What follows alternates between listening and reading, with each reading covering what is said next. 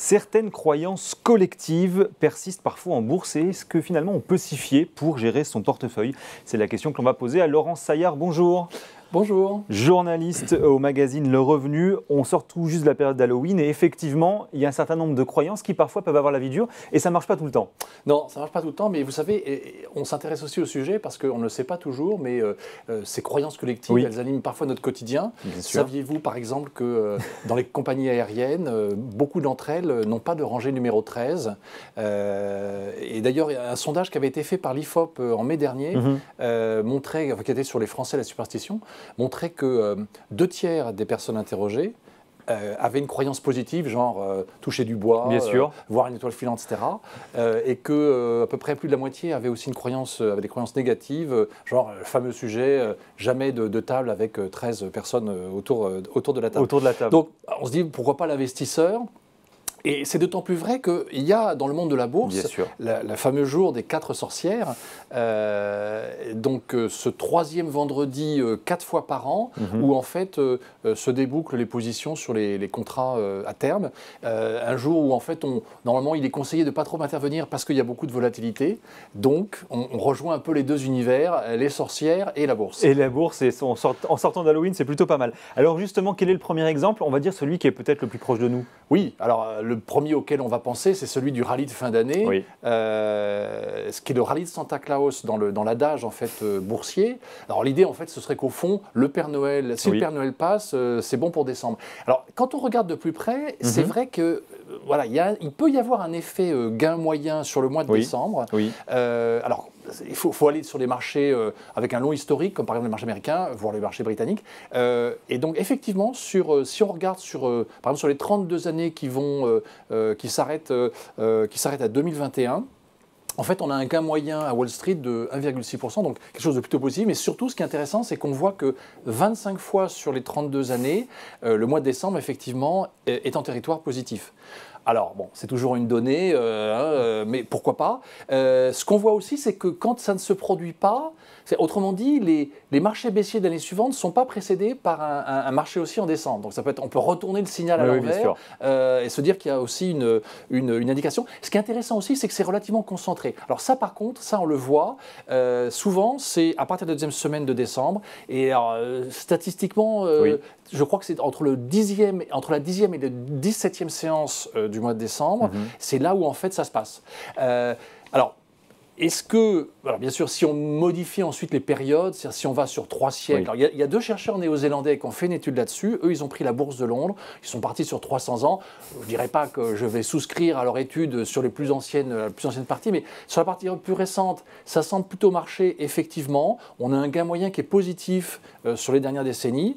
En fait, ce qui est intéressant là aussi, on ne peut pas en tirer de conclusion, mais les chiffres effectivement donnent des indications, c'est qu'en réalité, on le sait tous, il y a aussi un effet en décembre de window dressing. On sait que les gérants veulent avoir en fin d'année dans leur portefeuille pour pouvoir l'afficher, les valeurs qui ont bien marché et les valeurs qui sont en territoire positif, et ils ne vont pas le faire au dernier moment. Donc ils peuvent commencer début décembre, deuxième semaine de décembre, les deux peut-être se rejoignent. Ce qui fait que là, on est entre le monde de la croyance et puis la réalité du comportement dans la gestion financière.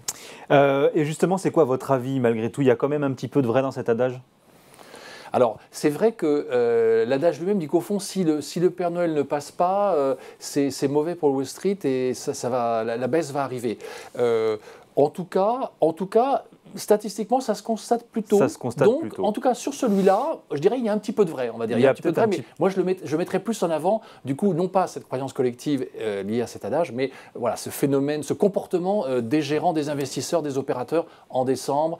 C'est aussi la fin de l'année. Alors, on est vendredi, pas vendredi 13 aujourd'hui, mais vendredi 4. Le vendredi 13, justement, est-ce que c'est jour de chance ou de malchance?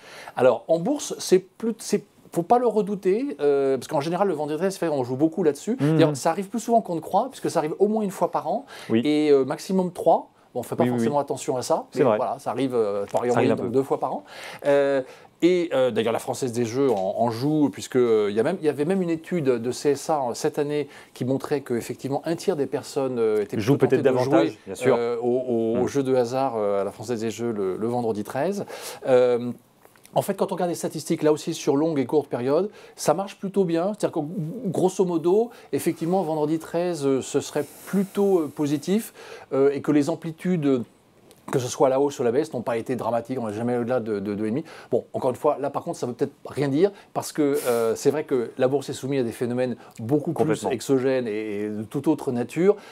Donc c'est plus effectivement là aussi un gimmick. Alors ça peut marcher effectivement sur certaines périodes, moins sur d'autres. Voilà, je pense que alors, ça va arriver 2 fois l'an prochain.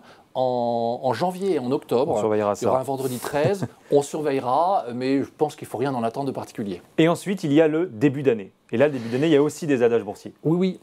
Et notamment, il y a une croyance qui serait que, au fond, c'est la première séance de bourse, ou en tout cas les premières séances, qui vont donner la tendance de l'année. Alors là, quand on regarde là aussi sur les statistiques, il y a des fois ça marche, ça ne marche pas. Il y a une période sur laquelle ça a très bien marché, c'est les 10 années de 2000 à 2009. Une période particulièrement mouvementée. Et c'est vrai que là, les premières séances où la première séance était plutôt négative et que on l'a vu sur l'ensemble de l'année. Mais bon, là aussi, je pense que c'est une croyance qu'on peut garder voilà, pour le plaisir et la distraction. Mais par exemple, en 2022, la première séance était positive. Vous voyez, donc ça ne veut pas dire grand-chose une bonne indication. Voilà, l'idée, ce serait que janvier nous donnerait au fond l'indication toute l'année. Je pense que là aussi, on va rester uniquement sur...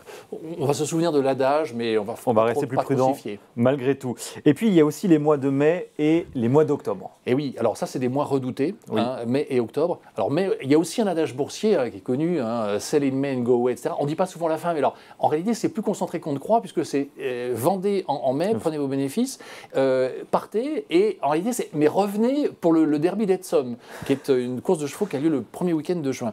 Donc c'est quand même assez ramassé. Ouais, on nous dit rarement qu'il faut revenir en juin, effectivement. Pourquoi mais c'est quand même le moment où on verse les dividendes, donc forcément, le coupon, ça affecte le cours mécaniquement, le cours baisse, donc c'est aussi une période où il y a des ponts, des jours fériés, donc moins de volume.